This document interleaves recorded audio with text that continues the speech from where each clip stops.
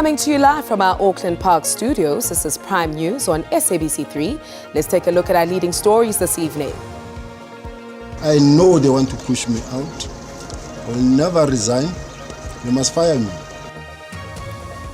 The South African Police Service Special Task Force, together with the National Intervention Unit, have conducted a search at the Centurion home of Deputy Police Commissioner Lieutenant General Sibiya. We had an operation in Sandton. The operation is linked to Tembisa investigation, but however, we are not able to say much at this stage. Meanwhile, the Special Investigating Unit has raided the Sandhurst mansion of businessman Hangwani Maumela, a central figure in the 2 billion rand Tembisa hospital tender fraud scandal. Our gadgets now have to be seized. The very same gadgets that contain evidence that we are going to use during Madlanga Commission and ad hoc committee in Parliament. And the Chief of Staff of Police Minister Senzo Mchunu, Cedric Nkabinde, has accused the South African Police Service of conducting an unlawful raid on his residence. It's prime time action right here on Prime News on SABC 3, your compass to current events. A very good evening to you. My name is Beki Mutumomolete. Big developments are unfolding today, and here's what you need to know.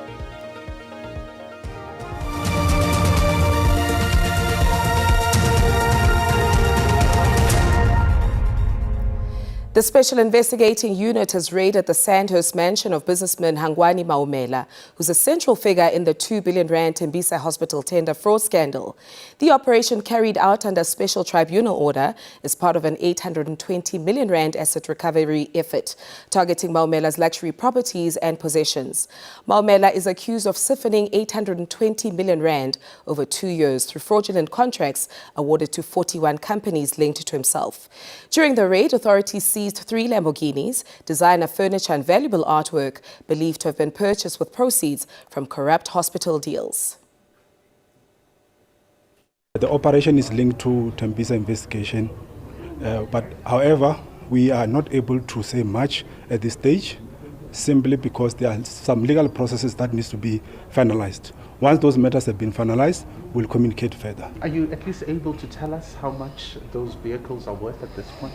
Unfortunately, we are tied at the moment. We can't say much except to confirm that the operation is linked to the implementation of the SIU's investigation outcomes and consequence management. Meanwhile, a search and seizure operation was conducted at the suspended Deputy National Police Commissioner Sibiya's Centurion home today. Speaking to the media, Sibiya says he fears for his life, while his lawyer maintains that they will challenge the legality of the move. The police's suspended second-in-command is due to appear before the Parliament's ad hoc committee on Monday over his alleged interference with police investigations of KwaZulu-Natal SAPS political killings task team.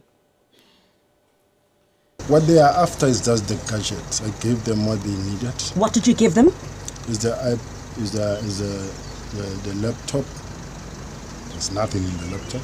There's cell phones. How many cell phones, General? 3 or 4. It's the phones that are here. Including your personal phones? Yes. General, we understand that this started since 3 a.m. in the morning. Are you aware about the cars that were coming in looking at your house? No, I've been under surveillance. Remember, we are under siege here. It's helicopters, it's surveillance, left, right, and center. This is abuse of power. Yesterday, there was a black X3 there, and then as you come out, you'll see there's a car that side and there's a car that side. I know they want to push me out. I will never resign. They must fire me. The whole exercise is just meant to confuse me and to keep me under pressure. I'm under siege, yes, and my life is in danger, and that of my family. There are cars coming up and down here with false registration numbers. And now the media is here, and my place is being exposed. In related news, Cedric Nkabinde, the Chief of Staff of Police Minister Senzo Mchunu, has turned to the media in a desperate plea for his life, alleging that should anything happen to him, National Police Commissioner General Fani Masemola is responsible. He addressed the media briefing in Sandton, Johannesburg, earlier today. And I want to tell South Africans that should anything happen to me, the National Commissioner, General Masemola, will be responsible. A visibly nervous Cedric Nkabinde, the Chief of Staff to Police Minister Senzo Mchunu, who has been placed on a leave of absence, has charged that he's fearing for his life following what he alleged to be harassment and intimidation against him and Mchunu. This as police were allegedly sent to the pair's respective homes. They entered the flat. There were plus or minus 15 to 20 wearing camouflage and with balaclava cover their faces. Nkabinde alleges that this latest development indicates that KZN top cop Lieutenant General Nhlanhla Mkhwanazi did not have the evidence at the time of his 6th of July media briefing, and he is only seeking it now, intimating that the timing was questionable and the latest developments may be geared towards an ulterior purpose. While we're busy preparing, and our days are about to come, this harassment is starting, this intimidating is starting. Our gadgets now have to be seized. The very same gadgets that contain evidence that we are going to use during Madlanga Commission and ad hoc committee in Parliament. Nkabinde maintains that neither he nor Mchunu have committed any wrongdoing, and he further poured cold water on any statements that seek to paint Brown Mokgotsi as an alleged associate of his or the minister, adding that the picture will look different when he takes to the stand at the Madlanga Commission. Kani Mapanga, SABC News, Johannesburg. More on this, National Police Commissioner General Fani Masemola has confirmed that outside forces, and in other words third parties, have a hand in the functioning of the South African Police Service. Today was Masemola's turn before the ad hoc committee looking into wide-ranging allegations of criminal infiltration, corruption and political interference in the criminal justice system. Over the past few days, South Africans have been shocked by the allegations made by General Nhlanhla Mkhwanazi about the state of policing in the country and the criminal justice system as a whole. General Fani Masemola's take: yes, there are problems, but there's no crisis.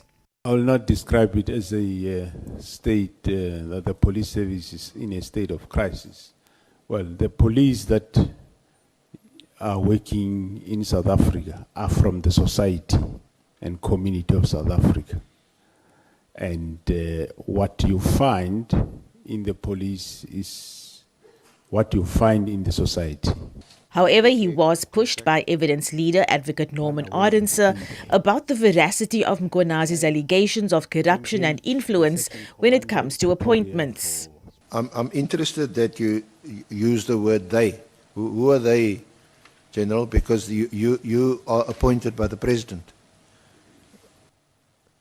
Yes, I'm appointed by the President, but you will find that there will be criminal cartels that will go into a little corner, connive and come up with a case. At the end of the day, whether there is a case or there is no case, the fact of the matter is you have been removed. That is the most important. It was clear through his answers that he could back up some of the allegations made by Mkhwanazi. Ardense's questioning to Masemola continues. Abra Barbia, SABC News, Parliament.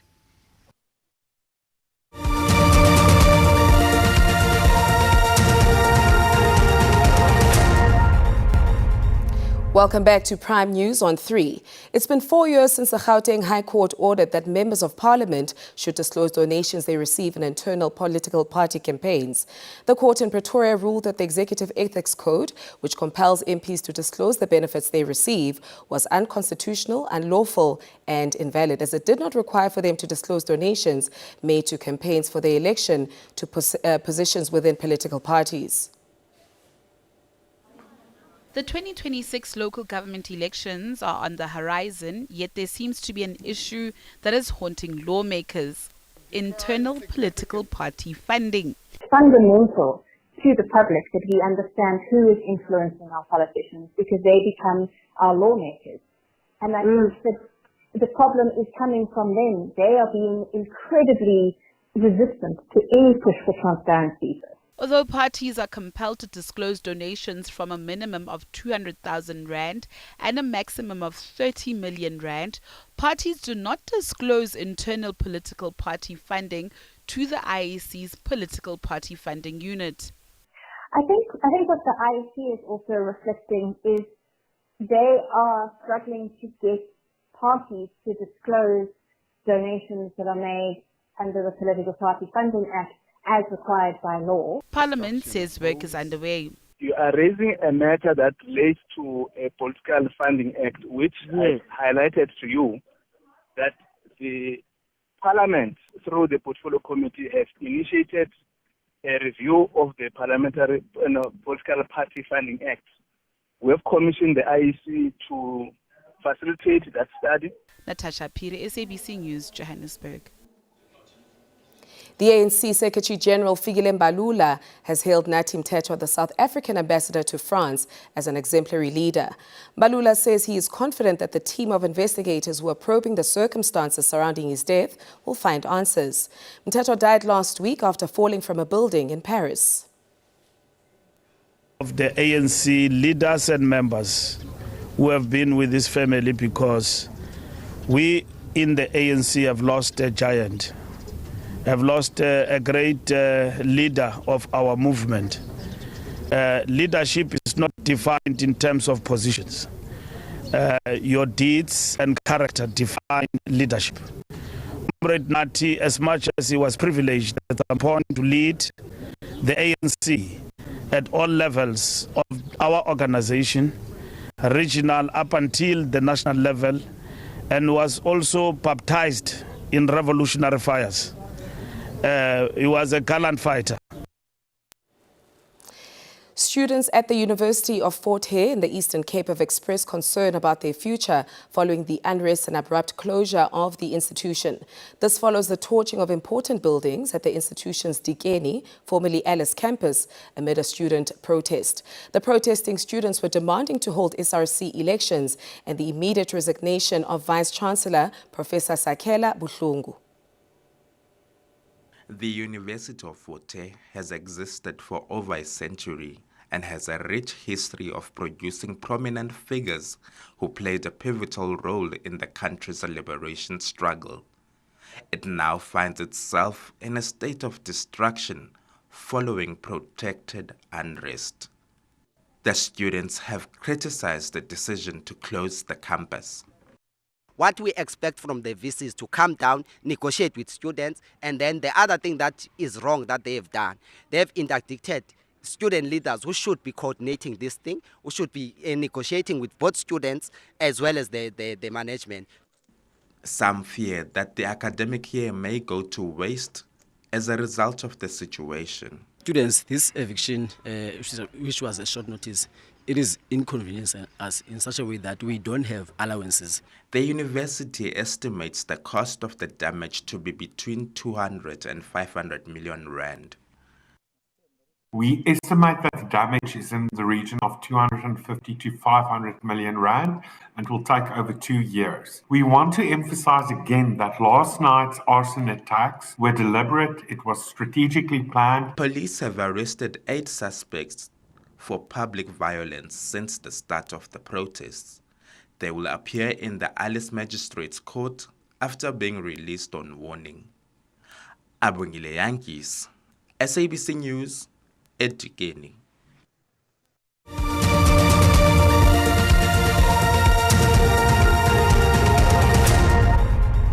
Thank you for staying with us. President Cyril Ramaphosa has called for stronger global cooperation and fairer economic systems during his address at the Global Gateway Forum in Brussels, Belgium. He was speaking alongside European and African leaders attending the forum hosted by the European Commission. Friends and foes gathered under one roof, brought together by same interests, trade and investment opportunities. The Global Gateway Forum brings together leaders from Africa, Latin America and Europe to strengthen international partnerships.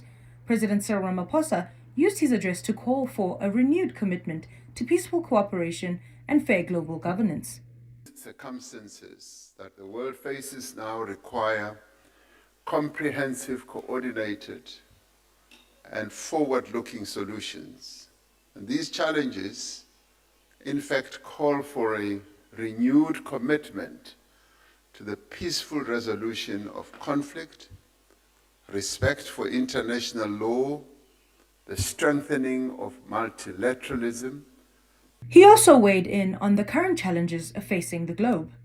As we work to strengthen trade and investment ties, we must also address those issues that hold back more robust, more diverse, and more impactful trade and investment between the African and European countries. With South Africa preparing to host the G20 Leaders Summit next month, Ramaphosa said the Global Gateway Initiative and the G20 must work hand in hand to ensure solidarity, equality, and sustainability. Ambatlali, SABC News. Residents of over 90 villages under the Bushbuck Ridge local municipality and the city of Mbombela municipality are calling for the Mpumalanga government to tighten security at all water plants. This is after criminals vandalized the Hoshani water treatment plant, which left the villages without water. Just mere looking, one can see that the damage is almost, it can cost $1 million. Yeah, it can cost $1 million. There's a lot of damage that has been done in this plant because they've cut off the cables on the standby generator, and they've also cut the cables, electric cable in all the panels. In the area where there is no water, remember municipalities must provide the water tankers, and that's exactly where the mafias comes in.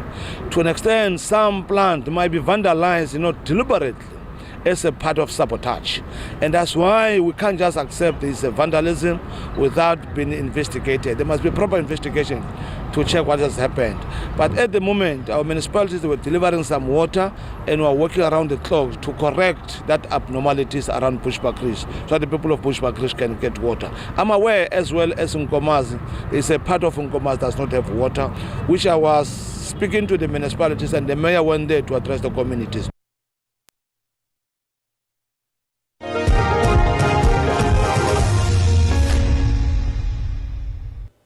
In your sports news, Coach Hugo Broos says Bafana Bafana don't need any favours from any team, including neighbours Zimbabwe, to qualify for the 2026 FIFA World Cup. South Africa will meet the Warriors in the penultimate round of the qualifiers at Durban's Moses Mabhida Stadium on Friday evening. Bafana need a win to keep their hopes alive of automatic qualification for their first FIFA World Cup in more than 2 decades.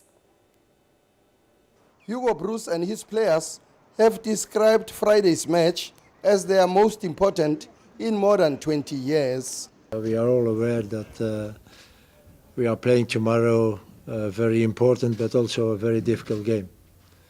I think this game of tomorrow is maybe one of the most important games of the last 24, 25 years. By victory we have a big chance to qualify. By a defeat, I think we can stop dreaming. Bafana Bafana captain Ronwin Williams is expected to lead from the back to take his team over the finish line. We know what's at stake. It's coming to the end now, and it's the business end of the qualifiers. But nothing needs to change. We just need to be the team that we've been over the last 2 or 3 years. We've been growing. We've been so good, but we need to finish it on a positive note. We've set ourselves high standards. When we started the World Cup campaign, we said that we want to be there and we want to qualify. And it's close now, and it's in our hands. Spiso Ramara, SABC News, Durban. India set South Africa a target of 252 in their round-robin match of the ICC Cricket World Cup in India and Sri Lanka. The Proteas had the early upper hand in Visakhapatnam, reducing the host to 153 for 7, but India's wicketkeeper Risha Ghosh smashed her team out of trouble, scoring an impressive 94 runs. India finished on 251 all out in the final over after South Africa captain Laura Wolfhard won the toss and sent them into bat. We take a look at the highlights from India's innings. Smriti Mandana would have hoped this was the start of her tournament and finding some form, but it's Mlaba who yet again picks up a big scalp. Got her! Mlaba says thank you very much. Oh, this is another opportunity for South Africa, and it's taken. Taken. Try and strikes. Oh, Jafta asks, and Kim Cotton answers. There's a little tickle on that. 50 for Richa Ghosh, a first in the World Cup. Take that, all the way for 6. And Ghosh just goes down the ground. And taken. An anticlimax in the last couple of balls. India's innings comes to an end. Well, this is the last word for now. Thank you so much for tuning in. We are back with you again tomorrow evening, and we sign off with a view into your weather update, which is coming up next. From myself, Becky, and the team, stay empowered. Good night.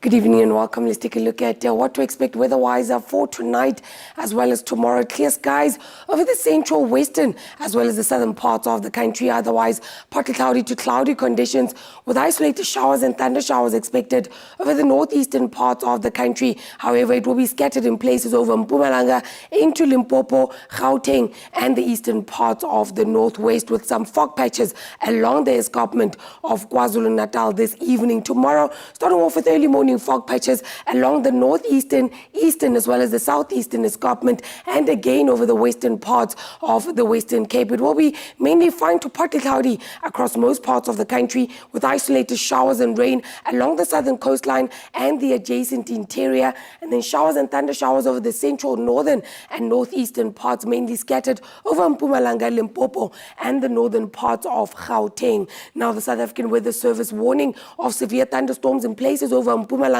northern parts of Gauteng, northeastern, northwest, and in places over Limpopo. Tomorrow, that warning mainly over Mpumalanga and the southern parts of Limpopo.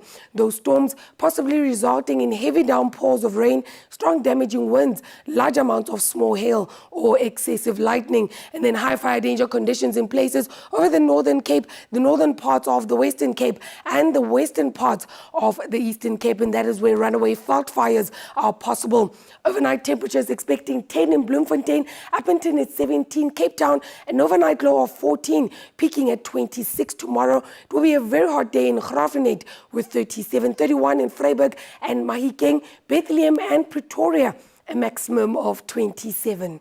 That's your weather. Do stay tuned to SABC News.